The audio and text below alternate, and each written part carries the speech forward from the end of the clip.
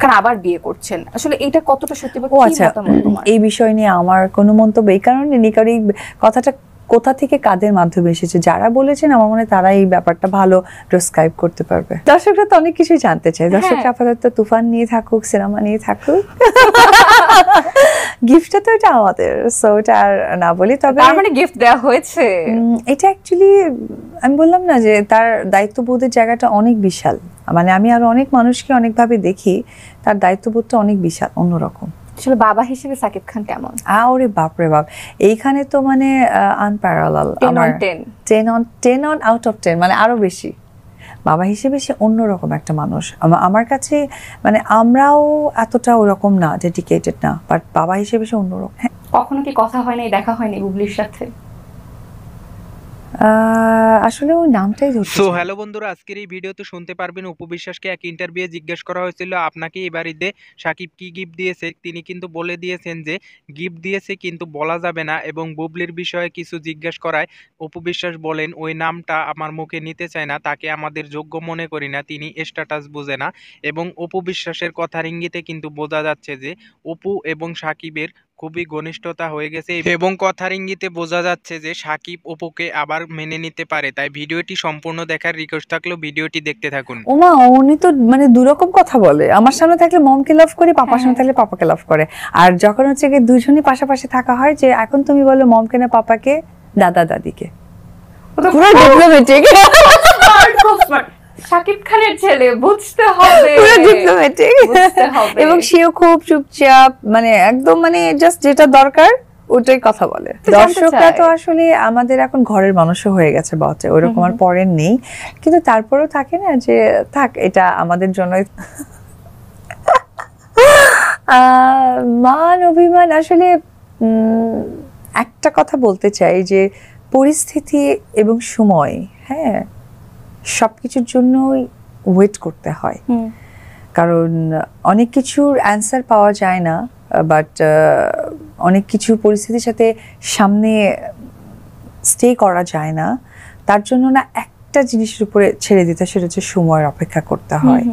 So time অনেক important একটা ব্যাপার, এভরিথিং। সো ওই জায়গা থেকে আমি ওয়েট করেছি, করছি, দেখা যাক আলটিমেটলি হয় কি, আকাশে চাঁদ উঠলে এটা সকলেই দেখে, বলার কিছু নেই, হয়তো কিছু জায়গায় চাঁদের জন্য ওয়েট করতে হয়। অনেকে কিন্তু বলছে যে সাকিব অপু কিন্তু আবার এক হয়ে গিয়েছে, এটা কতখানি সত্যি? আলহামদুলিল্লাহ, যারা বলছেন তাদের মুখে ফুল চন্দন পড়ুক, কারণ একটা সংসার, একটা ফ্যামিলি অনেক বিশাল একটা ব্যাপার। আর আমার সাথে তো তার খুব অল্প সময়ের বাচ্চা মানুষ, তার সাথে আমার পরিচয় হয়েছে। সো ওই জায়গা থেকে আলহামদুলিল্লাহ, মানুষ যদি আমাদের জন্য দোয়া করেন, আমার সন্তান এবং আমার এত বছরের পরিশ্রমের কষ্টের সংসারের জন্য দোয়া করেন, বাট মানুষের তো অনেক কিছু না, অবশ্যই কেন কমবে, একদমই কমেনি, কারণ এখন তো শাকিব খান শুধু শাকিব খান না, পাশাপাশি একজন সে সন্তানের বাবা, তো এই জায়গাটা তো তার প্রতি আমার মানে অনেক অন্য লেভেলের একটা রেসপেক্ট। আর সব থেকে ইম্পর্টেন্ট হচ্ছে যে এই মানুষটা না আসলে অনেক সরল সোজা, ওনার ভিতরে এত প্যাচ গোছ নাই, ওনাকে সহজেই না হিপনোটাইজ করা বা সহজেই ওনাকে অনেক কিছু বলে করানো, কারণ উনি না এত বিশ্লেষণ করতে চান না, কারণ উনি তো নিজে মানুষের সাথে চালাকি করেন না, বিধায় ওই বিষয়টা তার ভিতরে নাই। এবং আপনি খেয়াল করে দেখবেন যে ওই জায়গা থেকে সে কিন্তু সাকসেস, মাছ পড়া এবং দাদাবাড়িতে, কারণ আমার ছেলে তো আর একটা প্লে জোন তার দাদাবাড়ি। হ্যাঁ, কারণ তার দাদা একটা সবচেয়ে বড় প্লে জোনের একটা অংশ। কি বলবেন, কি বলেছে, কেন স্ত্রী বলা হলো? কেন স্ত্রী বলা হলো? তাহলে এই উত্তরটা উনিই ভালো জানেন, আমার তো জানা না। না, এটা যদি প্রশ্নটা ওনার থাকে, বুবলি বলেছেন যে কেন স্ত্রী দাবি করলেন, কিভাবে স্ত্রী হলেন, এবং বুবলি কিন্তু প্রায় ইন্টারভিউতে সেটা দাবি করেন যে উনি কিভাবে স্ত্রী হলেন।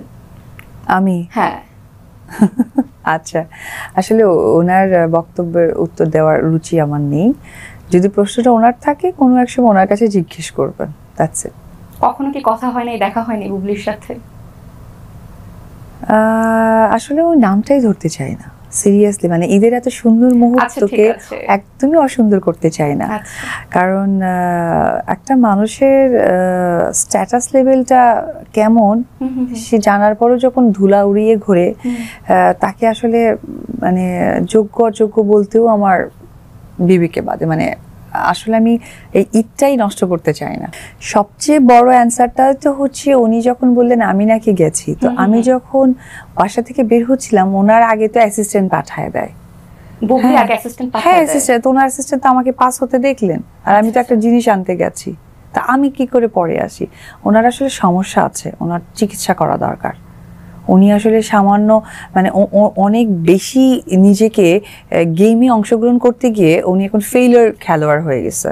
সো উনি এখন আসলে ডিসিশন নাই বা ডিসাইড করতে পারেন না কি বলা উচিত কি করা উচিত, কারণ এত বেশি মানুষকে এক্সপোজ করে ফেলেছেন ব্যক্তি জীবনটাকে। বা আমি জাস্ট বাচ্চা নিয়ে আসছি, এরপর ওনার প্রত্যেকটা মোমেন্টই মানে একটা প্রুফটের জায়গায় চলে আসে, যে যাওয়া তখন একটা ছবি, একটা খাওয়া তখন একটা ছবি, একটা কিছু করা তখন একটা ছবি। লাইফে আমার যে কত রকমের পিকচার্স আছে, বাট আমি নেভার এভার এভার আমার প্রয়োজনই নাই সেটা কাউকে প্রমাণ করানো, because this is my family and my responsibility. কারণ পরিবার আর প্রফেশন কখনোই এক হতে পারে না। অবশ্যই দুটোর প্রতি আমার রেসপেক্ট, দুটোই আমার ধর্মের কর্মের জায়গা। পরিবারের জায়গাটা আমার, আর প্রফেশনাল জায়গাটা আমার সকল লোকদেরকে নিয়ে। সো এখানে আমার প্রুফ করার কিছু নাই। হ্যাঁ, আমি আমার বাচ্চাকে যেটা করেছি সেটা নিছকই আমি একটা কথা বলবো, যেহেতু সকলের মাঝে আমার সন্তানকে প্রেজেন্ট করাটা আমার প্রয়োজন। সন্তান যখন ব্যথা পায় প্রথমে সে মাকেই জড়িয়ে ধরে, তখন মা কিন্তু তাকে ডক্টরের কাছে নেয়। অ্যান্ড অপর প্রান্তের কেউ যদি এটা ভুল করে থাকে তখন মাটা কিন্তু সেটা বলে যে ঠিক আছে বাবা আমি দেখছি। এই যে আস্থার জায়গাটা, তো আমি আমার সন্তানের আস্থার জায়গাটা এখানে প্রুফ করেছি। সো আর কিছুই আমার কাছে মনে হয়নি যে প্রুফ করার দরকার আছে। এবং খেয়াল করে দেখবে